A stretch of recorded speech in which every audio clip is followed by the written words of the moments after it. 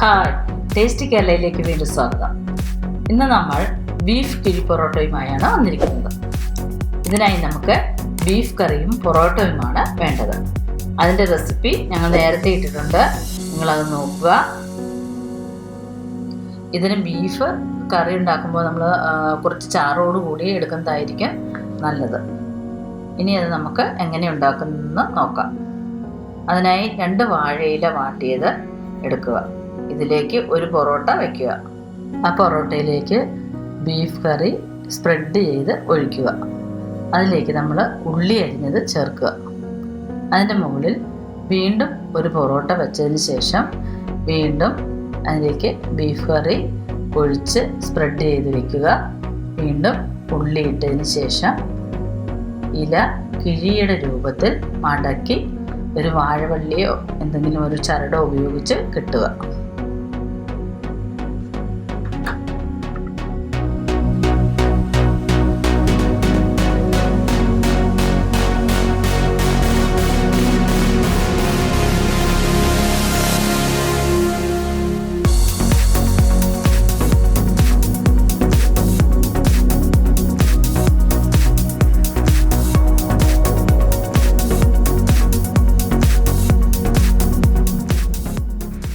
ഒരു ദോശക്കല്ല് നന്നായി ചൂടായതിന് ശേഷം അതിലേക്ക് കുറച്ച് വെളിച്ചെണ്ണ ഒഴിച്ചു കൊടുക്കുക.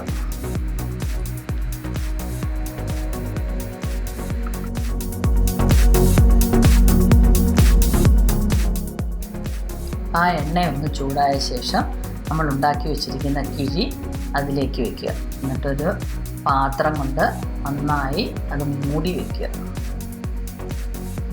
ഏകദേശം ഒരു 3-4 മിനിറ്റോളം അങ്ങനെ മൂടി വെച്ച് വേവിക്കുക. ഫ്ലെയിം കുറച്ച് വെക്കണം ആ സമയത്ത്.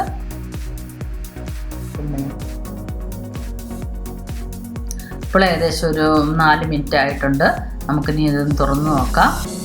നമുക്ക് നല്ല ആവിയൊക്കെ വന്നിട്ടുണ്ട്. ഇത് റെഡി ആയിട്ടുണ്ട്. നമുക്കിതൊന്ന് തുറന്ന് നോക്കാം.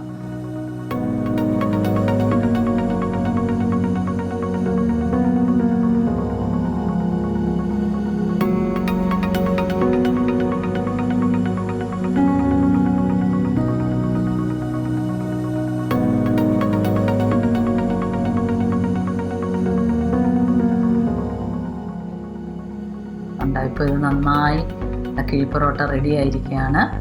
ചാറൊക്കെ ആ പൊറോട്ടയിൽ ചേർന്ന് മിക്സായിട്ട് അത് കുതിർന്ന് നല്ല പാകത്തിനായിട്ടുണ്ട്. നല്ല ടേസ്റ്റി ആയിട്ടുള്ള കിഴി പൊറോട്ടയാണിത്. നിങ്ങൾക്കെല്ലാവർക്കും ഈ വീഡിയോ ഇഷ്ടമായെങ്കിൽ ലൈക്ക് ചെയ്യുക, ഷെയർ ചെയ്യുക, സബ്സ്ക്രൈബ് ചെയ്യുക. ബൈ.